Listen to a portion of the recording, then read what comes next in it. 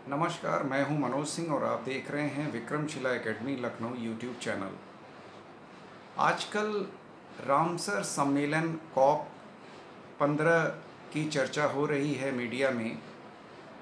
दरअसल पर्यावरण को लेकर के अब पूरा विश्व चिंतित है और उसी के कारण रामसर सम्मेलन कॉप 15 भी चर्चा में है। आखिर ये रामसर होता क्या है? दरअसल जो वेटलैंड्स होती हैं, आर्द्र भूमि होते हैं पूरे विश्व में, उनका या उनके संरक्षण को लेकर के 1971 में पहला सम्मेलन हुआ था ईरान के रामसर शहर में। और उसी के बाद से भविष्य में जो भी वेटलैंड्स या जो आर्द्र भूमियां हैं, उनके संरक्षण को लेकर के जो भी पॉलिसीज़ या मीटिंग्स या सम्मेलन होते हैं, उन्हें उस पहले स्थान के नाम पर ही रामसर सम्मेलन कहा जाता है। वर्तमान में ये जो रामसर सम्मेलन कॉप 15 जिम्बाब्वे के विक्टोरिया फॉल्स में 23 से 31 जुलाई तक आयोजित किया जा रहा है और अभी सम्मेलन चल रहा है। और इस रामसर सम्मेलन में 172 देशों के 3000 से ज़्यादा प्रतिनिधि हिस्सा ले रहे हैं। और इस सम्मेलन का जो मुख्य उद्देश्य है, वेटलैंड को लेकर के या आर्द्र भूमियों को लेकर के विक्टोरिया फॉल्स घोषणा पर इन 172 देशों में आपस में सहमति बनाना, जिससे कि आर्द्र भूमियों का संरक्षण किया जा सके और उसके लिए बेहतर रणनीति वैश्विक स्तर पर बनाई जा सके। इसके अलावा जो हमारी जो विश्व में जो जलवायु नीति जो बनती है, क्लाइमेट पॉलिसी बनती है वैश्विक स्तर पर, उसमें आर्द्र भूमियों को भी रखा जाए, आर्द्र भूमि के संरक्षण को भी रखा जाए। इस बार इसमें जिम्बाब्वे की महत्वपूर्ण भूमिका है। इससे पहले जो वेटलैंड सम्मेलन की अध्यक्षता चीन कर रहा था, लेकिन चीन से अध्यक्षता अब 3 सालों के लिए जिम्बाब्वे के पास आ गई है। और इस समय जो मेज़बानी कर रहे हैं जिम्बाब्वे के राष्ट्रपति एमरसन। अब सवाल ये उठता है कि आखिर ये आर्द्र भूमि या वेटलैंड होते क्या हैं और इनका संरक्षण की बात इतनी गंभीरता से क्यों की जा रही है। दरअसल वेटलैंड या आर्द्र भूमि, जैसा कि नाम से ही लग रहा है कि ऐसी धरती जो पानी से भरी हुई हो, दलदली हो या झील हो, नदी के किनारे हों, जहाँ पर साल भर वेट रहता है, आर्द्र रहती है भूमि। और उस आर्द्रता के कारण वहाँ पर एक प्रकार का जैविक वातावरण तैयार हो जाता है और वो जैविक वातावरण तमाम वनस्पतियों, पेड़ पौधों और जीव जंतुओं के लिए बहुत ही अनुकूल होता है। तो वेटलैंड ये एरिया हो गए, दलदली एरिया, जहाँ पे मीठा पानी, खारा पानी जो भी इकट्ठा होता रहता है, भूमि दलदली हो जाती है, आर्द्र हो जाती है, तालाब जैसा बन जाता है नदियों के किनारे। तो ये तो हो गई वेटलैंड भूमि। आखिर इनके संरक्षण की बात क्यों की जा रही है?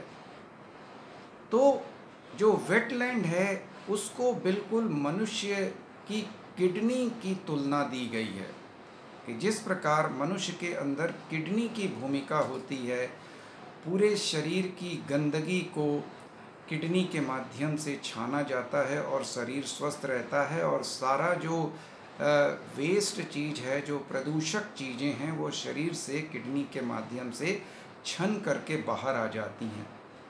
तो उसी तरीके से वैश्विक स्तर पर जितने भी वेटलैंड्स हैं, आर्द्र भूमियाँ हैं, वो वातावरण के लिए, जलवायु के लिए एक प्रकार से वैश्विक किडनी का काम वो करते हैं और फिल्टर करते हैं जो भी प्रदूषक वातावरण में मनुष्य के द्वारा फैलाए गए हैं उनको वो फिल्टर करने का काम करते हैं। इसके अलावा क्लाइमेटिक बैलेंस, जलवायु बैलेंस के रूप में भी वो काम करते हैं। और साथ ही साथ जैव विविधता, क्योंकि जैव विविधता बहुत ज़रूरी है, क्योंकि अगर जैव विविधता नहीं होगी तो वातावरण को या पृथ्वी को नुकसान पहुंचेगा। 1970 से अब तक 35% जो वेटलैंड है वो नष्ट हो चुकी है और काफ़ी ज़्यादा नुकसान हुआ है इसके संरक्षण के न होने से। 35% एक बड़ा औसत है। हम लगातार पेड़ लगाने की बात कर रहे हैं या आम आदमी जलवायु के लिए ज़िम्मेदार सिर्फ पेड़ों को समझता है, पेड़ कटान को समझता है, लेकिन पेड़ों को उतना नुकसान नहीं हुआ है या उनके नुकसान से, पेड़ों की कटान के नुकसान से 3 गुना ज़्यादा नुकसान वेटलैंड को हुआ है। और जैसा कि अभी मैंने बताया कि 1970 से अब तक 35% वेटलैंड्स समाप्त हो चुकी हैं और आगे भी लगातार वेटलैंड कम हो रहे हैं।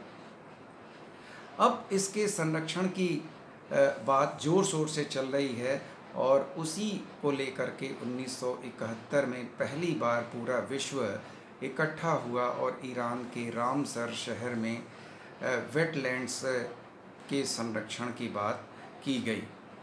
जो ग्लोबल वेटलैंड आउटलुक 2025 की रिपोर्ट है उसके अनुसार यदि वेटलैंड के संरक्षण पर ध्यान नहीं दिया गया या इसको नियंत्रित नहीं किया गया तो 2050 तक जो शेष वेटलैंड है या आर्द्र भूमियाँ विश्व में मौजूद हैं उसका भी 20% हिस्सा जो है वो समाप्त हो जाएगा।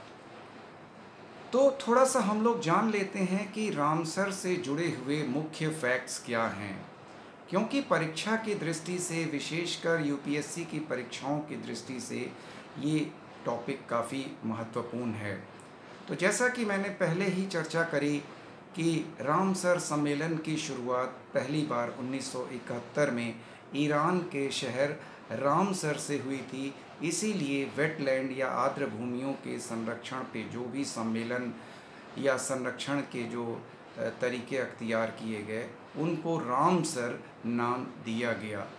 वर्तमान में जिम्बाब्वे का जो विक्टोरिया फॉल्स है वो रामसर स्थल के लिए प्रसिद्ध हो रहा है, क्योंकि वैश्विक गतिविधियों का अब वो केंद्र हो गया है। इसके अलावा जो विक्टोरिया फॉल्स है उसको यूनेस्को ने अपनी विश्व धरोहर लिस्ट में भी शामिल किया है। इसके अलावा अगर हम थोड़ा सा और इस पर हम लोग चर्चा करें तो गंभीरता है इस मुद्दे पर, क्योंकि हर वर्ष औसतन 0.52% आर्द्र भूमि लगातार नष्ट हो रही है और इस जो आर्द्र भूमि की कमी है इसको रोकने की आवश्यकता है, अन्यथा वही हाल होगा जैसे किसी मनुष्य की किडनी खराब होने पर बहुत दिनों तक उसको सरवाइव नहीं किया जा सकता है।